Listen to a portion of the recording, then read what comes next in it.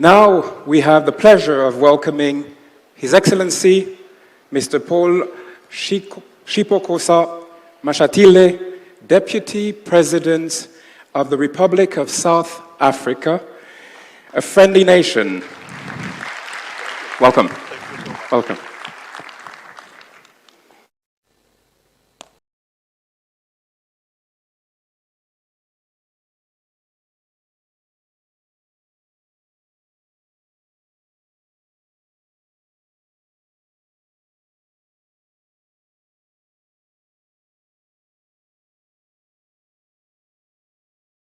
Your Excellency, Bassirou Diomaye Faye, President of the Republic of Senegal, Your Excellency Ousmane Sonko, Prime Minister of the Republic of Senegal, esteemed leaders and excellencies from other countries,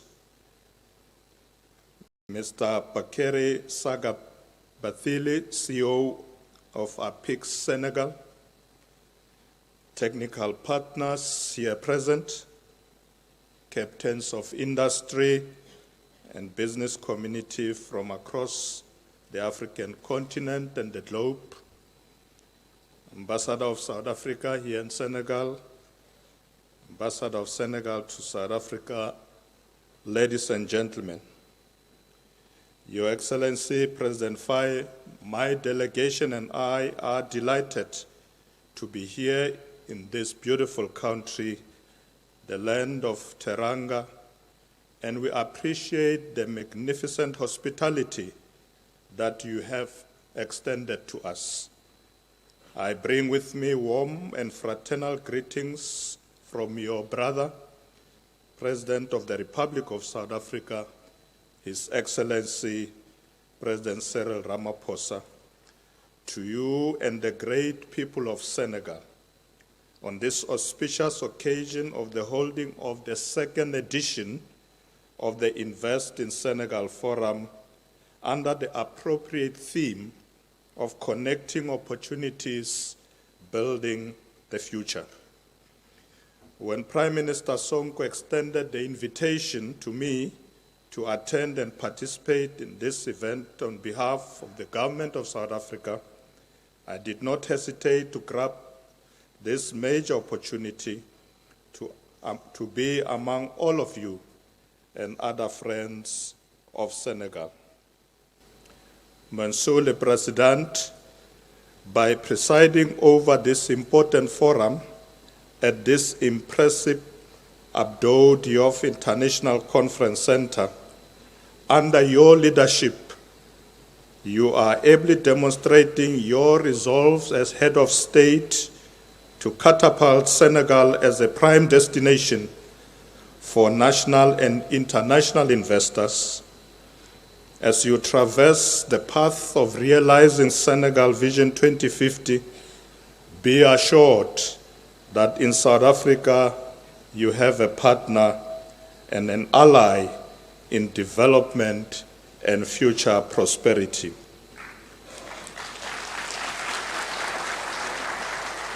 We also acknowledge and applaud Senegal's historic role as a champion of Pan-Africanism, continental unity, self-reliance, peace, stability, and the torchbearer of the vision of Africa's development.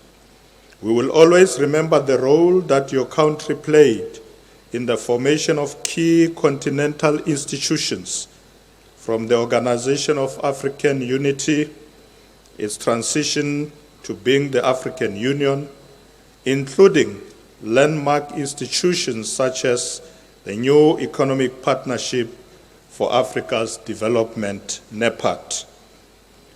Furthermore, allow me, Mr. President, to take this opportunity to commend the government and the people of Senegal for a successful transition following the presidential elections held in March last year, a development that entrenched your country's reputation as a beacon of democracy and hope. As South Africa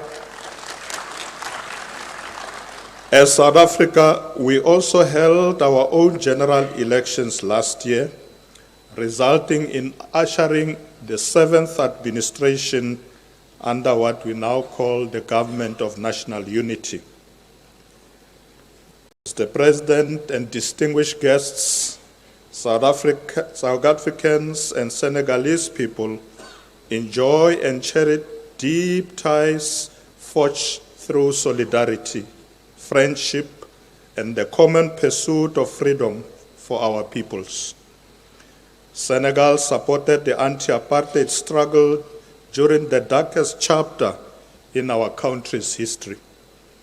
You will recall that it was here in Dakar, the capital of this country, that from 9th to the 12th of July 1987, the leaders of the African National Congress in exile met a group of white South African leaders, mainly from the Afrikaner community, among whom were those who perpetuated oppression. The Dakar talks, as they came to be known, opened dialogue that laid one of the seeds for a post-apartheid democratic dispensation.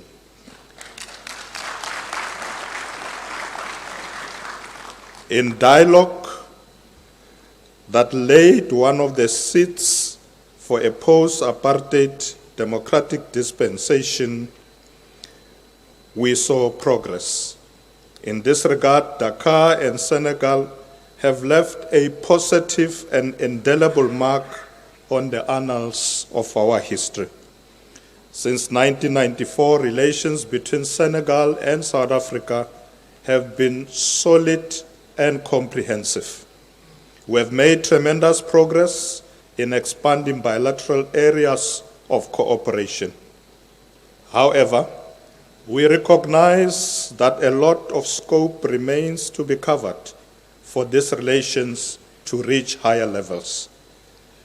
Both countries have recently exchanged high-level visits, giving practical expression to this relationship.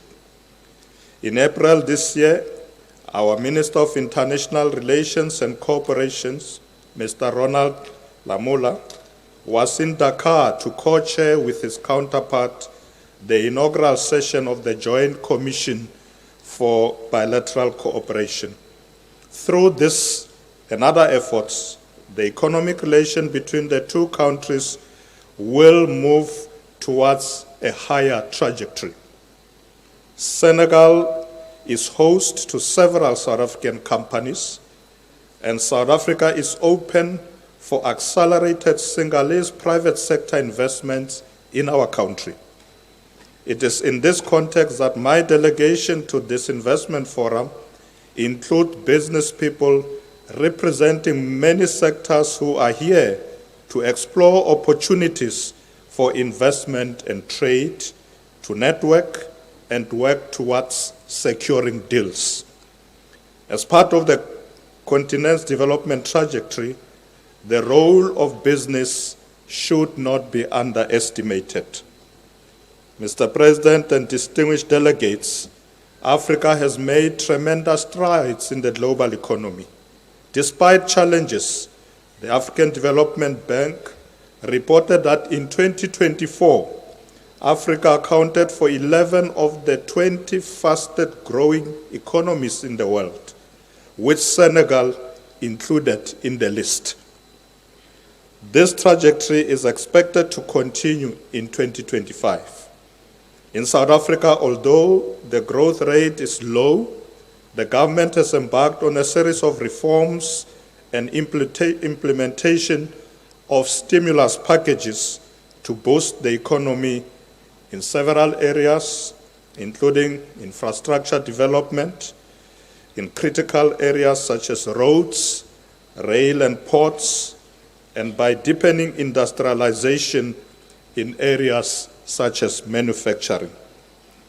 In terms of energy security, one of the main projects in the pipeline in South Africa is the Greenfield Deepwater Port Development Project in Boegoebaai in the Northern Cape Province, which will also be part of the hub for green hydrogen generation. This major project will also require significant investments. In this context, leveraging our financing institution is imperative. And in our case, the Development Bank of Southern Africa and the Industrial Development Corporations stand ready to explore avenues of collaboration, primarily in relation to bankable projects. Furthermore, it is essential to adapt to the emerging digital economy as it provides opportunities for upscaling small and medium enterprises. As African countries, we need to strengthen partnership amongst ourselves with businesses to accelerate cooperation to maximize the vast riches that our continent possesses. In this regard, the strengthening of value chains within our continent is imperative to promote beneficiation and achieve competitiveness. For instance, the increasing global interest in Africa's mineral portfolios, including rare earth minerals needed for the new global economy, is a major development to be welcomed. However, we need to tread with caution and to mine and trade these resources on terms favorable to our countries for the benefit of our people.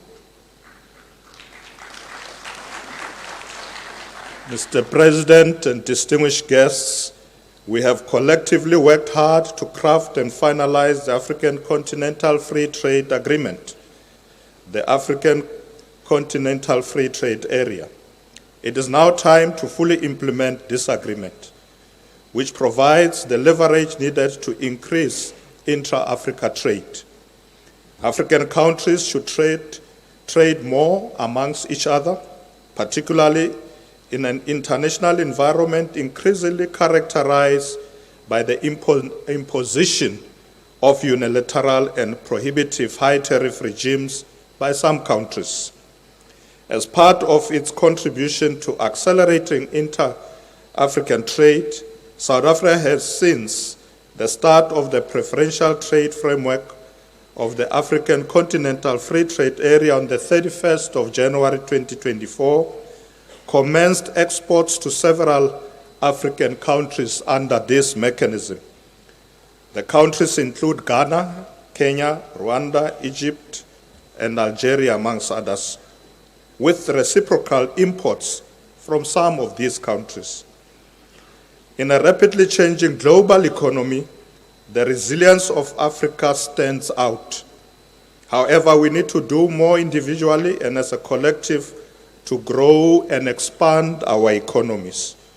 We should nurture environments and conditions that create employment opportunities to our people, particularly the youth, and drastically eradicate poverty and hunger. No one amongst our people should be left behind in a continent as rich as ours.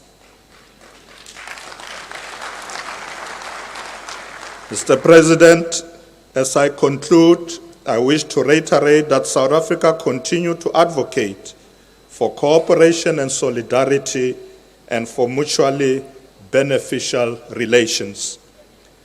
Africa's prospects are intertwined with the aspirations of her people. It is in this context, as chair of the G20 this year, and considering the forthcoming summit to be held in Johannesburg next month, that South Africa has sought to deliberately ensure that Africa's interests are taken into high consideration.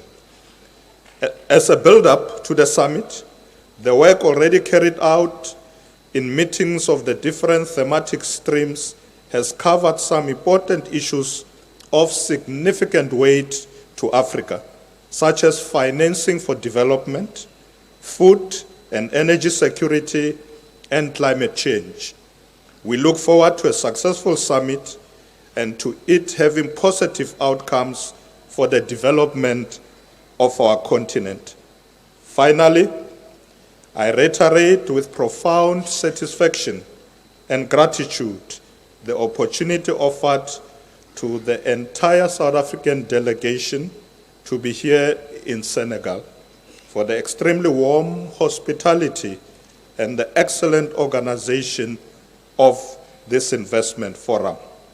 The outcomes from the many engagements will go a long way in upwardly propelling the economic fortunes of Senegal, South Africa, and the rest of the continent. Merci, I thank you.